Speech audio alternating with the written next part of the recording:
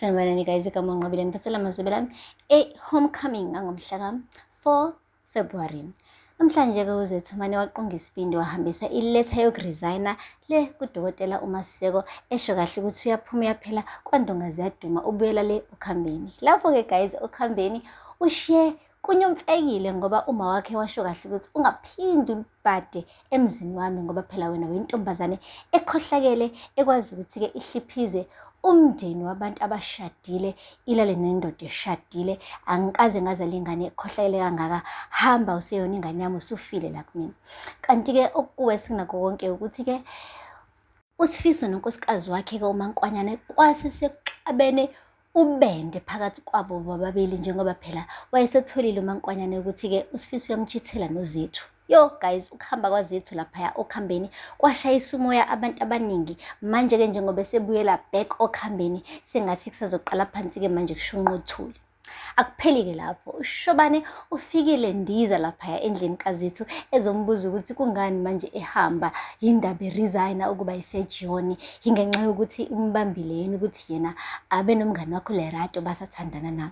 Washo kahle kuZethu ukuthi cha, angihanjiswa nje wena Shobane, ngike ngafonelwa mina ekhaya kunengane yentombazane efele endlini ekhaya. Leya ntombazane bingeke izishone ukube bengikhona lapho kuhambeni. Kuyacaca ukuthi ngiyadingakala kuleya clinic, abantu bayashona qatha ngapha nangapha ngoba mina ngihambile okuhambeni, ibizo lami lisokuhambeni, so ingakho ngihamba, angihanjiswa wena namanyala wakho wenze noLerato. Yo guys, uqede lapho-ke uNtombo hayi uquqa zonke iy'mpahla zakho wayifaka esikhwameni, waqhuba ikesi lakhe shwi walibhekisa le okhambeni. Sefika nje guys okhambeni bekade eshawa uvalo engazi nanokuthi uzombhekela uba unina wakhe phela lo amxoshayo. Guys ufike nje sethi ma sanibona ekhaya. Wathi mameshane ngibonwa yini ngamehlo ami? Kubuza unina.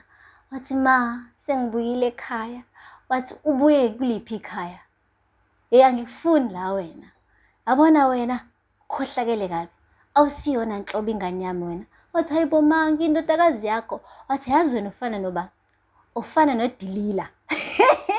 Guys, wathi lo osebhayibhelini, yabona uDilila lo owafike wayenga uSamsoni ukuthi apha amandla akhe, waqede washo ukuthi asekhanda, waqede lapho-ke wamqeda wonke amandla akhe.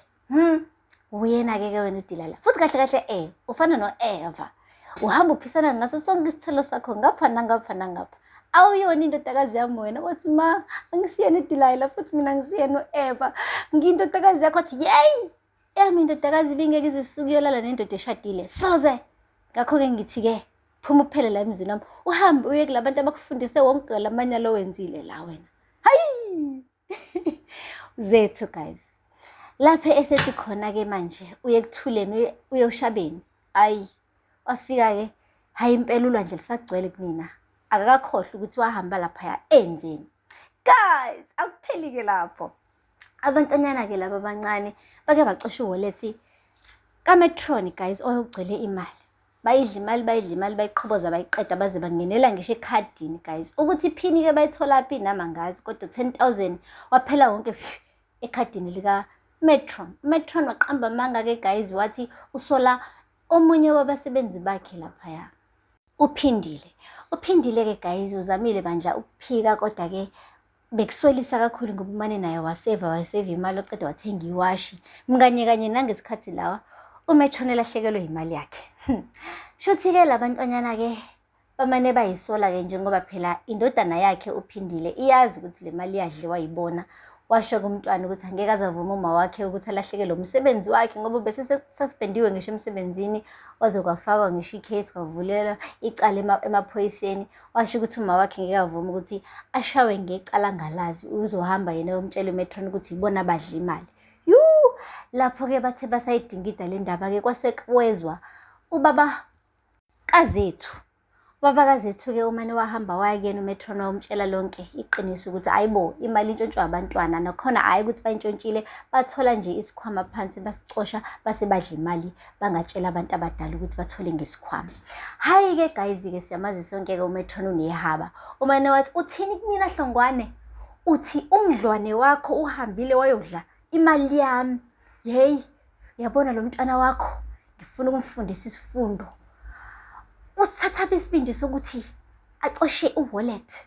Wathi ehlisa umoya. Wathi ngohlise kanjani umoya? Mengehlisa umoya ngabe imali yami izobuyela yini kwi-purse yami? Wena into ekuhlela iyodwa ukuthi ubophe lo mdlwane wakho ungaqashuli lapha bese uyahamba uyodla imali zethu. Ngifuna ukufundisa isifundo-ke. Le ndodakazi yakho ngizoyibopha. Uyazi ngithini? Wathi hayibo ingane le, anginandaba. Ngizoyibopha. Hayibo guys, Metron. Lapho bese semthuka uphindile engenacala. Kaze uzomxolisa yini-ke asho ukuthi hayi bekuyiphutha bandla sengiyazi ukuthi ubani ontshontsha imali. Noma mhlampe-ke uzomane abumetron lo awuyena enze sengathi akwenzekalanga lutho. Ngisho-ke uphindile amphathe kabuhlungu emoyeni embhica ngobende inyama engayidlanga. Guys, aphela lapho-ke amazwibela namhlanje. Ningakhohlwa ukusubscribe and like and comment. Until next time, bye. Sanibonani guys, igama uNqobile ngiphathela amazwibela homecoming ngomhla ka 4 February. Namhlanje